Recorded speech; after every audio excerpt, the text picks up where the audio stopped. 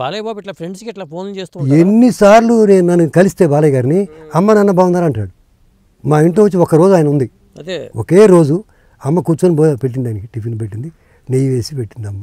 నాన్నగారు బాగా పళ్ళు వచ్చి, నాన్న మీకెందుకు, మీ నాన్నగారు మహారాజులో బతికేవాడు, ఆయన ఈ రాజకీయాల పెద్ద అడ్డమైన బతిలాడుకోవాలి, ఆయనకి ఏం కర్మ అన్నాడు మా నాన్న.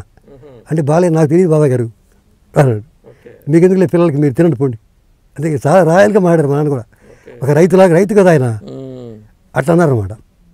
సో అట్లా ఆ రకమైన రిలేషన్ ఉంది. నేను ఎప్పుడు వెళ్ళినా సరే నాన్నగారు అడుగుతారు. మా నాన్నగారు చనిపోయిన తర్వాత కూడా నేను కలిస్తే కూడా బాలయ్య గారిని నాన్న అమ్మ బాగున్నారా అని అడిగారు నన్ను. అట్లా ఎవరు గుర్తుపెట్టారు చెప్పండి. మరి సో అట్లాంటి అనుబంధం ఉంది మా మధ్య. ఇంకా వారి గురించి ఇంకెన్నో అనుభవాలు ఉన్నాయి. అదే ఇంకా కొన్ని అనుభవాలు చెప్పండి, ఎందుకంటే పర్లేదు లెంగ్త్ కోసరి. ఓకే, అలాగా అంటే ఒక రకంగా పెద్ద ఆయన గురించి చెప్పినా బాలయ్య గారి గురించి చెప్పినా నాకు ఇంకా అసలు ఈ కంట్రోల్ వచ్చేస్తుంది, ఫ్లో దార వెళ్ళిపోతుంటుంది, ఎటు నుంచి వెళ్ళిపోతుందో తెలియదు ఇక. అది అంటే మాకు ఫ్రెండ్షిప్ ఎవరికైనా ఒకటండి, ఇండస్ట్రీలో ఒక సామాజిక వర్గాలు అంటారు కదా. ఇప్పుడు నేను కమ్మ అయితే నేను కమ్మ వాళ్ళని అభిమానిస్తాను అంటారు, కానీ మీరు ఆ సామాజిక వర్గం కాదు. ఎందుకు కాకపోయినా మరి ఎందుకు కారణం, వంశంతో అంత అనుబంధం. దానికి ఇంకో కారణం ఏంటంటే, ఇది మా ఊర్లో ఒక చెరువు ఉంటుంది, పేద చెరువు, ఆలకూరపాడు అనే గ్రామం మాది, టంగుటూరు దగ్గర ఆలకూరపాడు అనే గ్రామం మాది. తక్కువే ఇల్లు ఉంటాయి మా మొత్తం కలిపి ఒక 500 ఉంటాయి, అంతకంటే ఎక్కువ ఉండవు. అక్కడ ఒక రౌండ్గా ఉంటుంది, దానిలో ఒక పక్క అటుపక్క చెట్టిగారులు, రెడ్లు, ఇంకేదో ఎవరో ఉంటారు, ఇటుపక్క చౌదరీసు, మేము ఇంకెవరో ఉంటారు, ఇట్లా ఇటుపక్క ఉంటాం. అందువల్ల కలిసి ఉండటం వల్ల మేము ఇళ్లలో బాగా అట్లా వరుస పెట్టి పిలుచుకునేవాడు.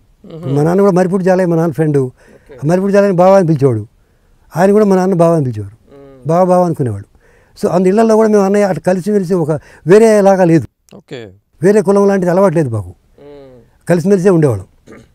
నాకు ఒక చౌదరి ఫ్రెండ్ ఉన్నాడు, నేను సింహాపూడి నుంచి వెళ్ళిపోతాను నాకు ఒప్పుడని, వెంకటేశ్వరులు బావిడే వెళ్ళిపోతాను, నాకు వద్దురా చచ్చిపోతే ఇసుగు పుడుతుంది నాకు అసలు, ఒక పద్ధతి మనకు సరిపోవట్లా, మనం ఏం ప్యూర్గా ఉంటాం, ఇక్కడేం బాగాలేదు, నేను వెళ్ళిపోతా అన్న ఒక సంవత్సరం తర్వాత.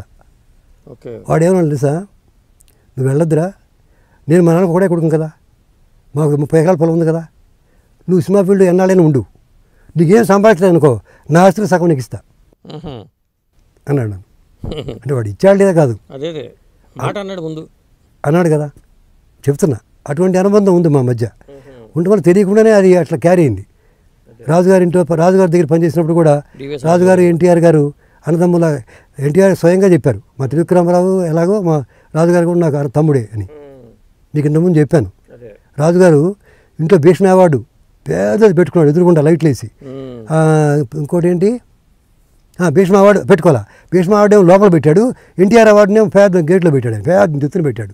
పెట్టి నేను అడిగాను, ఇదేం సార్, ఎన్టీఆర్ అవార్డు ఏమో ఇక్కడిది మంది, మీరు భీష్మ అవార్డు హై లెవెల్ కదా, అది అక్కడ నాకు ఇదే ఎక్కువ అన్నాడు ఆయన.